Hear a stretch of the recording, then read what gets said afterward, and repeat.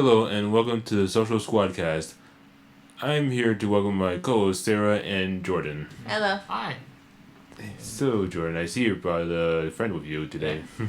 Oh no, this is some stranger I just found on the street. No, I'm saying this is actually one of my closest friends, Marco. Yeah. Hey everyone, it's Hello, Marco. Marco. I'm doing well, Jordan. How about you guys? I'm doing good. I'm All right. glad I invited you onto the podcast. Appreciate you. It's a pleasure being here with you guys. Oh, awesome, Yeah. man. Yes. So Marco, you want to tell us a little about yourself? Yeah, sure. I actually met Jordan in 9th grade in high school. I moved from Ecuador when I was 12.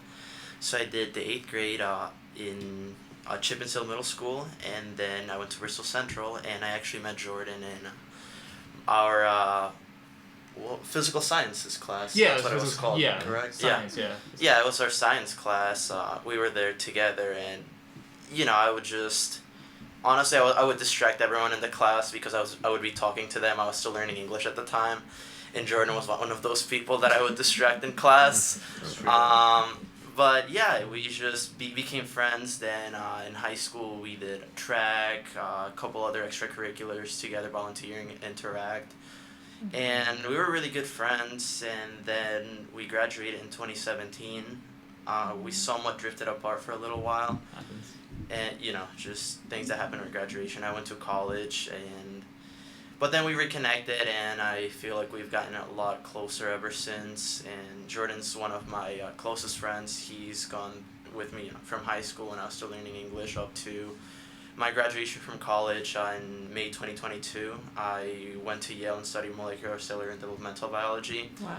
And up to this day, Jordan's one of my closest friends. Nowadays, we go to the gym often. We always have a lot of conversations, and I'm really happy to have met him and have him be a part of my life. That's Thank nice. you, Marco. Very nice. Nice. That's nice. Well, I met Chase, I believe, in middle school at Gilmartin. When I was Like, how did we kind of? It was like through Steven or something. Cause I think I had his number. Yeah, it's actually our mutual friend. We still have a group of guys. Most of them are that I went to high school with or that I met throughout the years. And at that point, like I said, we had graduated, but we were trying to find other guys, that I feel like we clicked, that added to the dynamic of the group. And our friend Steven actually suggested, hey, you remember Jordan? And, that year, when did we add you on there? It was 2019, 2018? It might have been at the very end of 2018 or the Yeah. Okay. I think it was around there because I remember like my first event, like it was close to. We call ourselves the Gents, and It's our little group. We call it our gatherings that the holidays, Gents Giving, Gents Mints, Yeah. Hallow Gents. I think we. Hallow Gents for Halloween. Yeah. It's like, even like during college, I would come back home and stuff too, so we could do those events, Oh, just that's meet great. up every year. But I think we added Jordan in 2018, and we got back in touch. Everyone in the group vibed with him immediately, and hey, that's Yeah, that's very thankful because I think I would have probably been in the group originally, but I actually was in a different friend group in high school, but then who I kind of hung with probably into like late, maybe early 2018, and like we kind of drifted apart, and like you said, my friend Steven, so I kind of wanted to rekindle our friendship with like other guys like Marco, because I feel like. Always felt like those guys, could help me, like kind of step into adulthood, since the chapter of high school ended, and I was kind of like, almost done with college, like, what can I do? Maybe they can teach me some things, Yeah, teaching how to progress in your adult life. Yeah. Exactly. So Chase, are there any friends from high school that you're still in touch with? Yes, there is. There is Terrell and Elijah and Sarah, and there is Carlos. And how did you meet them, actually? Do you remember? Yeah, you met him in the class at high school. I Just in case. Cool. I actually have a story. So when I first started writing the book, I didn't have Microsoft Word on my computer. I had this sketchy, cheap copy that they had on my Mac, and I actually lost the very first draft of my book, and I couldn't get it back. So I had to rewrite that entire whole first draft, and I was very disappointed. I'm like, I wrote this book once, I can do it again, so I just redid it. I wasn't going to give up. Cool. Have you had any troubleshooting as you were writing your books, Chase? Yeah, I actually have. There are a bunch of requirements that I needed for book layouts, Yeah. and I had to go through a lot of them. Gotcha. Yeah. What's been, I guess, the for you guys, since you've all been doing some writing, like I'm curious again because I would like to write something eventually. What's been the hardest part, and I guess also like the most rewarding for you of the process? With me, I like anytime I write, I try to envision it like if it was a movie. Mm-hmm. So like, all right, how is this character gonna play out with this character? How is this going to change the storyline? What kind of twist can I put into it? Yeah. Because growing up, I used to always watch the dramas. Mm-hmm. So I always loved the big shock that would come after an episode. So I try to figure out, okay, what is going to shock readers? Like, oh, I didn't expect this to happen, or oh, I didn't expect. Oh, this is how this is gonna play out. Mm-hmm. So I tried to play it like a movie as I'm writing it. So it's an easier time, so I can like, okay, so I want this to happen at this part of the story. How is it? What event am I gonna have to lead up to it? I see.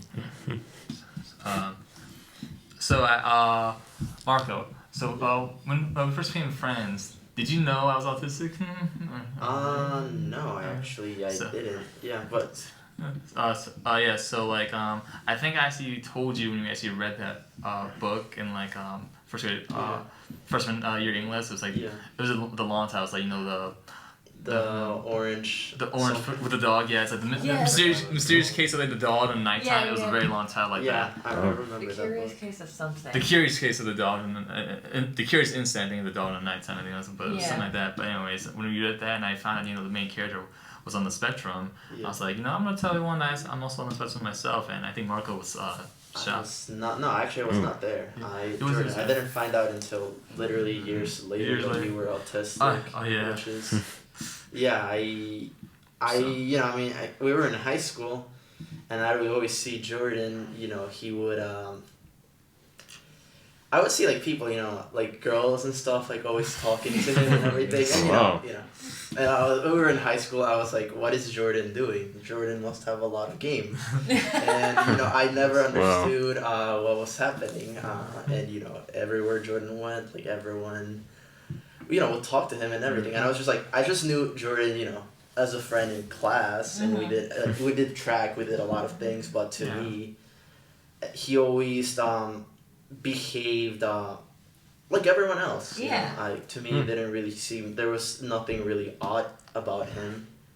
I don't know if that's the proper word to use, but different. There was nothing. He didn't even seem like an introverted person to me. That's the thing. But I guess part of it might have been the fact that we never really got to spend a significant amount of time together. Yeah. And I didn't find out, I think honestly until our senior year of high school, or I would say even might have been after we graduated.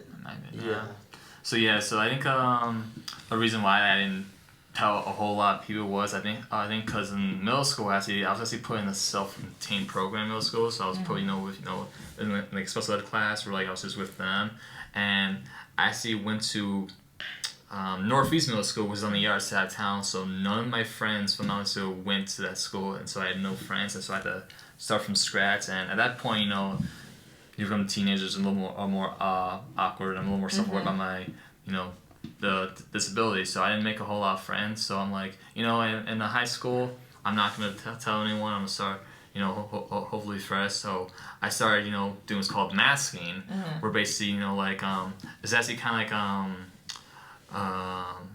like self-defense isn't quite the right word, but as you can feel special, they mimic, others' behavior. So like I started, talking the same stuff, like neurotypical kids would talk about, and behaving like them and trying, make eye contact, blame the crowd, and like it's easy to do in short terms, but after a while it gets very exhausting. So like Marco was saying, we didn't spend a long time after a while to kind of get exhausted, and I'll start rocking back and forth, kind of like being withdrawn. So yeah, that's how I learned about masking. That's why I did a lot of my freshman year during track, because I didn't want to say, I didn't want anyone to like kind of pity me. Like sometimes I feel like people aren't supposed to admit that I feel like I was actually prom canning junior year, and I feel people only voted for me because I was on the spectrum, but it was still a good I still felt good, about winning it at the end. I felt like, I feel like they only did this because I'm on the spectrum and they kind of want to pity me, but Well, I voted for you without knowing that. Yeah, so, but yeah, you know. that's why he's a true friend. Yeah. Yeah, you gotta keep anyone who knows you, who knows your personality, keep them close. Yeah. Oh yeah, definitely. Even today, I picked a lot of Marco's like vocabulary. I kind of like say similar things because he just has like that kind of like influence on me for how long we've been friends for. Yeah. I mean, even like after I found out Jordan, I actually found out from one of our friends that he had autism. I thought, I didn't believe it. Like that they told me, and I just didn't really think it was true. And I guess after high school, once we started hanging out a lot, I that's when I became more hyper aware. I've always been, I feel, very aware of people I meet, what they're feeling and everything. But I think it was once I had that piece of information that I actually started, noticing Jordan more carefully, and that's when I noticed, sometimes he would get uncomfortable. We would be hanging out in a group, and after a certain amount of time, you would just see him kind of shut down, going to, just not be as engaged anymore. Which, at that point, I realized, okay, it's time. Like, I'm happy to have Jordan, but I think, it's time for him to, go back, because I understand, it's an exhausting process, honestly.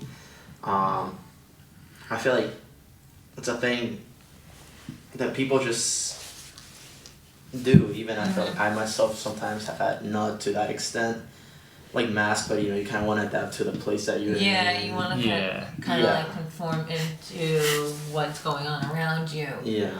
And it can be difficult if it's not something that you particularly, are engaged in necessarily. Like with certain events, I'll put like on a brave face, like, okay, I can do this, I can do this.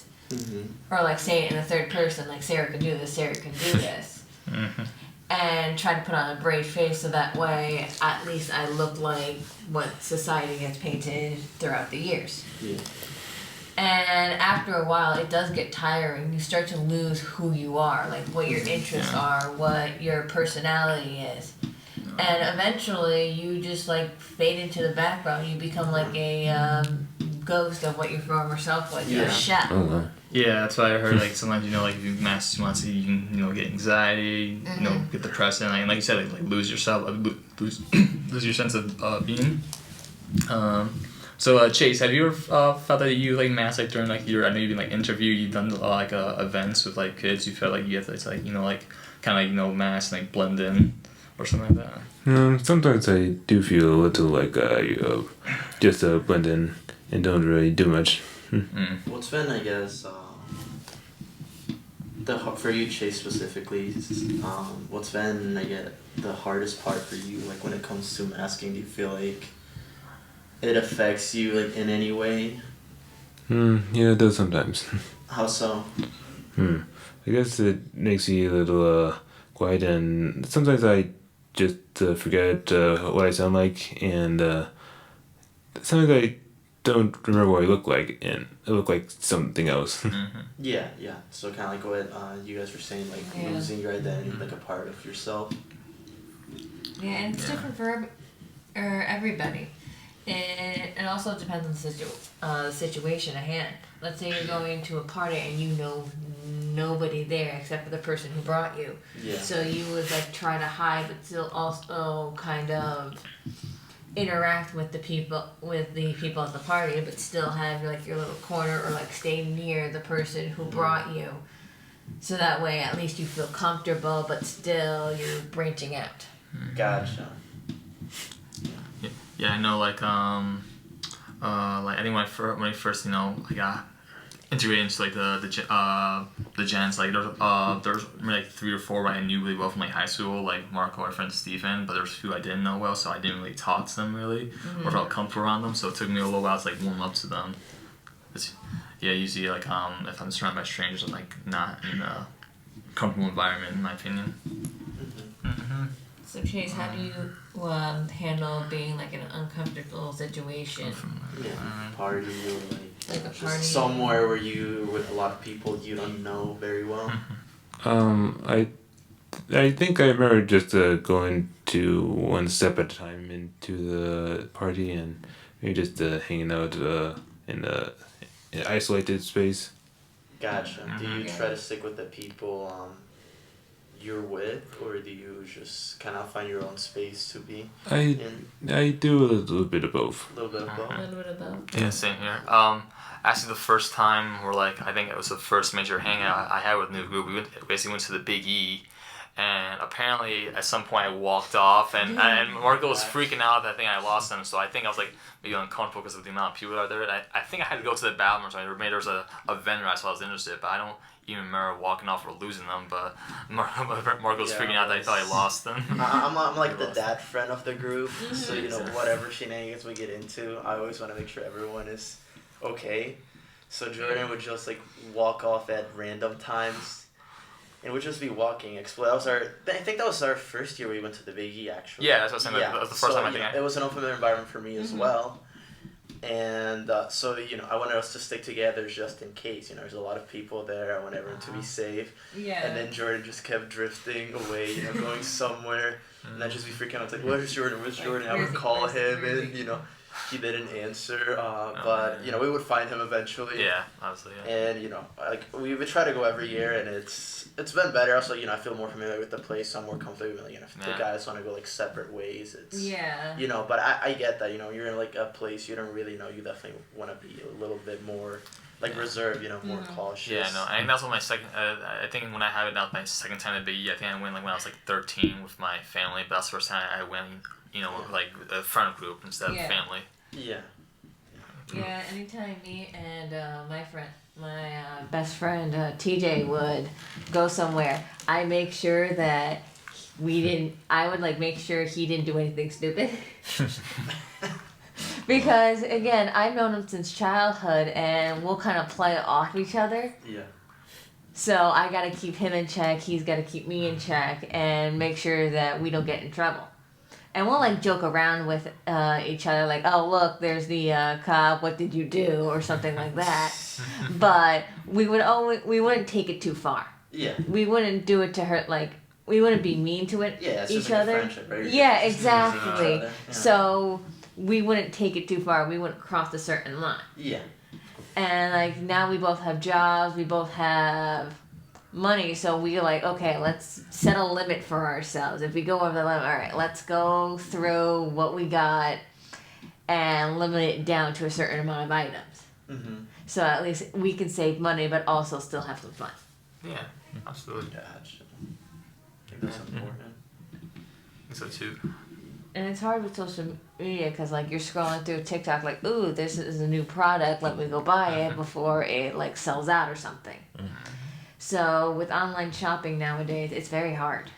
Yeah. It's very hard to control your money. And also with social media, back when I was, I think, in middle school, social media was just starting out. So there was like a few people who was on it. And with like the cyberbullying and all the times that people would like pick on you, it'd be hard. And you're trying to mask yourself into society. Well, society is like fighting back at you. So it's like, what do? Do you like hide under the table, or do you like stand in front of it? Yeah, I mean, like that's the problem. I feel like they have like a specific like archetype of person you should be. But I guess I have a question for you guys. How has like social media impacted you? As in, obviously you don't have to be face to face with as many like random people, but you also have access to all these resources. Like you said, like the shopping, definitely not something great, but I feel there's a lot of that you can learn there. Yeah. So what has been like the most positive thing and like the most negative thing that you guys have gotten out of social media that's like relevant to your life, I would say? I would. Actually, go for it. Yeah. Okay, I would say again some good likes and comments on the posts. Yeah. Do you have like a page for something that you publish? Yeah, I have a bunch of them. There is Facebook and Instagram and DeviantArt and Twitter.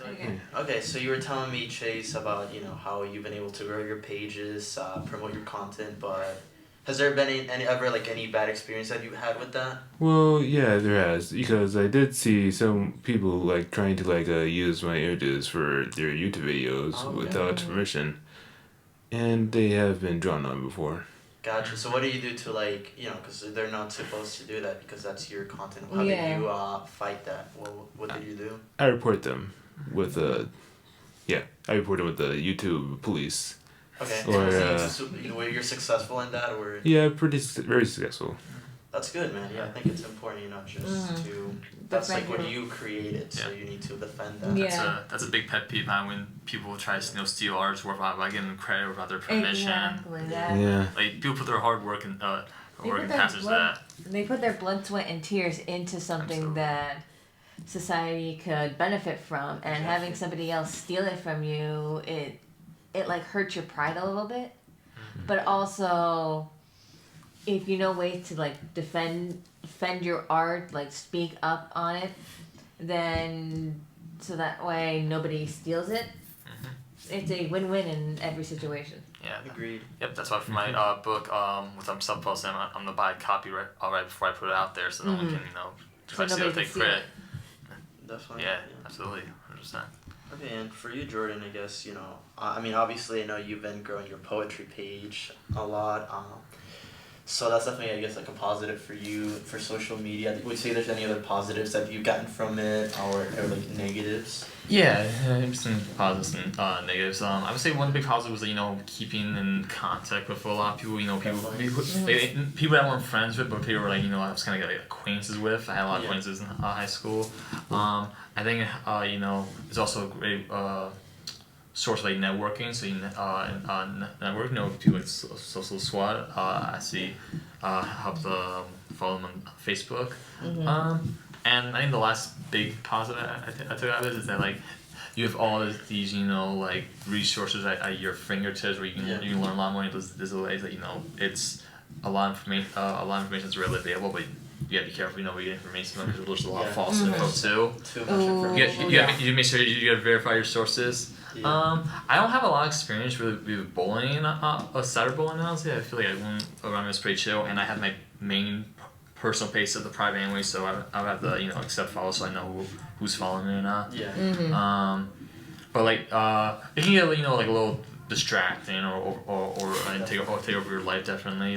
Sometimes you see me on my phone. Most of the time on my phone I'm usually listening to music as a way to decompress from the situation. That's one of my soothing techniques. But yeah, there's pros and cons to social media. For sure. There is, and with social media nowadays, it's easy to hide behind a wall. Yeah. So you don't have to face people. In elementary school, you would see people day to day. With social media, you don't have to see them every day, and you could still make mean or hurtful comments without showing your face. Yeah, that is true. Yeah. Earlier, I feel like social media, a lot of people are oh, I'm behind, the screen, so I can just say whatever I want, no consequences. So they just bully and they troll or something like that. But I think at the same time, I think that's a good thing because it gives people who, again, are actually trying to do something good a platform to speak on because not everyone is can be a public speaker. Yeah, some people might be. It's a double-edged sword, I would say. Yeah, exactly. It would be a double-edged sword because some people are kind of good at public speaking, others are not, and but they can still provide value. Yeah, they can still provide their voice without being in front of a crowd full of people. Yeah. So, do you think social media is good or bad in this modern age? It's mostly good and a little bad sometimes. Yeah, it's not black and white, either good. I think it's gray, Yeah. Yeah. It depends on how you use it, really. Yeah, it depends on how you use it. Yeah, but I think the best takeaway we can get from this is social media or in person, I would say. I would encourage people to try to meet others, talk to somebody who might seem interesting, somebody you see randomly. I know it's difficult, especially if you're an introverted person, but you can find some really interesting people, I would say. For me, having to learn English and everything, just talk to anyone really, you know, who I found interesting. And Jordan's one of my best friends. It doesn't matter that he has, you know, autism. Again, I didn't even know this until later on.